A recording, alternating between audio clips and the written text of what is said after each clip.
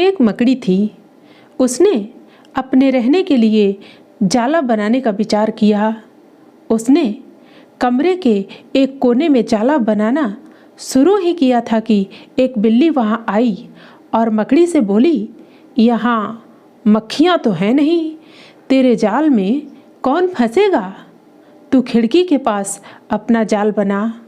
मकड़ी ने बिल्ली का कहना मानकर खिड़की के पास जाला बनाना शुरू किया। तभी एक चिड़िया वहाँ आई और मकड़ी से बोली, तू भी कितनी मूर्ख है, यहाँ तेज हवा आती है, तेरा जाला तुरंत उड़ जाएगा। मकड़ी ने घबराकर वह जाला भी अधूरा छोड़ दिया। थोड़े समय के बाद मकड़ी ने अलमारी के पीछे जाला बनाना शुरू किया। उसने थोड़ा ही जाला बनाया था कि एक कीड़ा बोला, यह अलमारी बिल्कुल बेकार है, कुछ दिनों के बाद यह कबाड़ में चली जाएगी तो तुम्हारी सारी मेहनत बेकार हो जाएगी। मकड़ी का यह जाला भी अधूरा रह गया। वास्तव में जो लोग दूसरों के कहने पर अपना कार्य अधूरा छोड़ देते हैं उन्हें असफलता ही हाथ लगती है।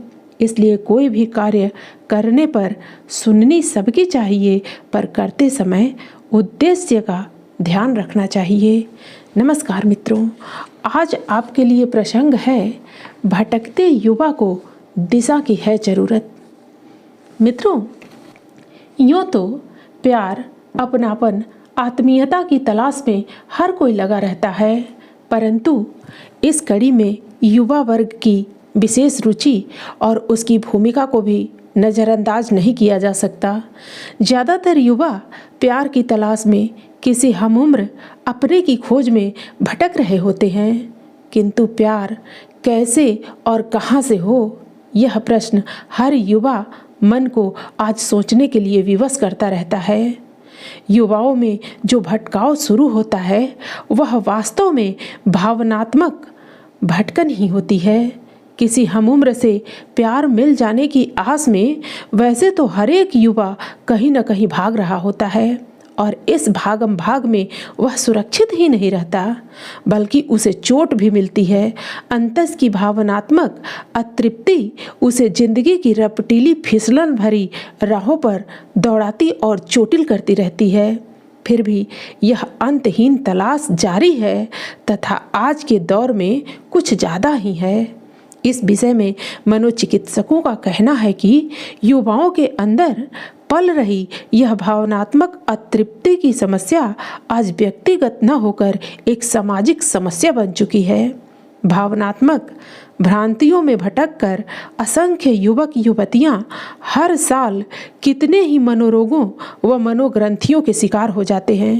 भावनात्मक तृप्ति को पाने की चाह में वे संभवतया यह भूल जाते हैं कि हम दूसरे को वही दे सकते हैं जो हमारे पास हो। यदि हम स्वयं को तृप्त अनुभव नहीं करते तो किसी और की निकटता हमें यह तृप्ति नहीं दिला सकती। यदि भावनात्मक संतुष्टि की तलाश में भटकते ये युवा स्वयं ही अतृप्त हैं तो ये किसी और को तृप्ति कैसे पहुंचा सकते हैं? मनोवैज्ञानिकों का मानना है कि इस भावनात्मक असंतोष का प्रारंभ बाल्यावस्था से ही हो जाता है।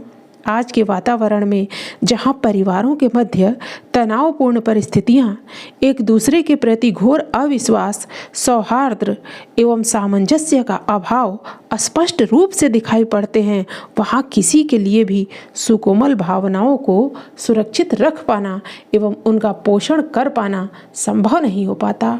जब इन सुकोमल भावनाओं का पोषण नहीं हो पाता है तो इन परिवारों में पल रहे बच्चे प्यार की तलाश में बाहर भटकने लगते हैं, और यह तलाश उन्हें एक अंतहीन दौड़ की तरफ ले जाती है। वर्तमान समय में परिस्थितियां पहले की तुलना में अत्यधिक बदली हुई हैं।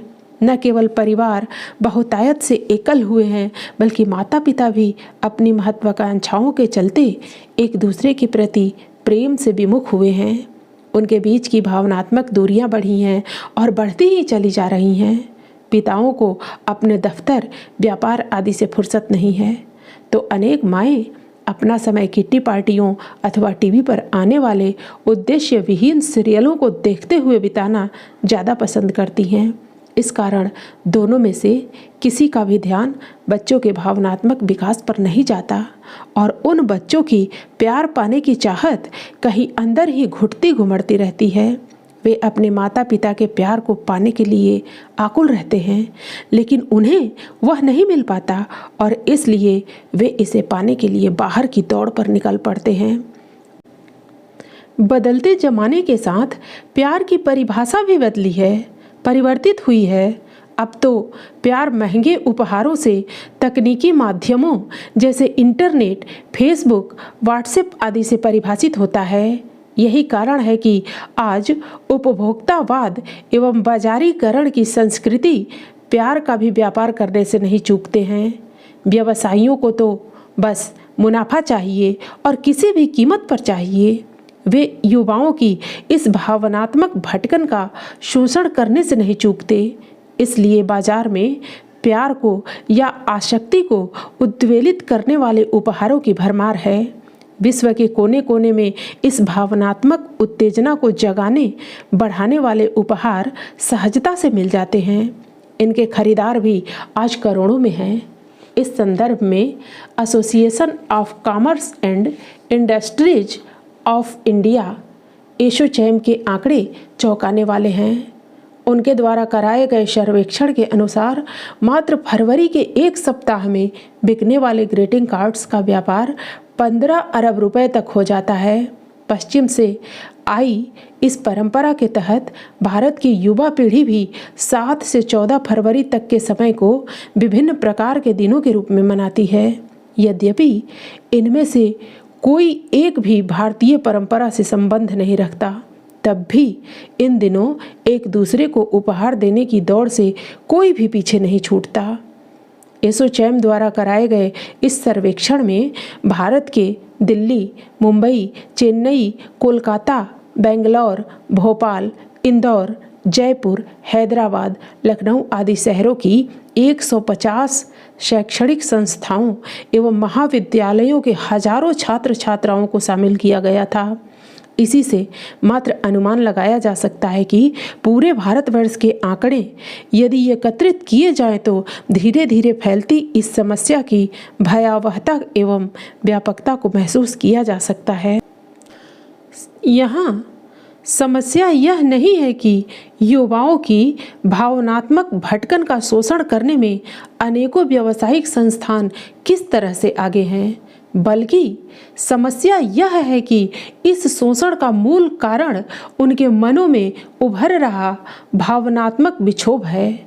यौवन में भावनात्मक भटकाव की घटना वैसे तो स्वाभाविक लगती है, परंतु यह भटकन इतनी भी न हो जाए कि उसमें युवाओं के व्यक्तित्व ही कहीं गुम हो जाएं।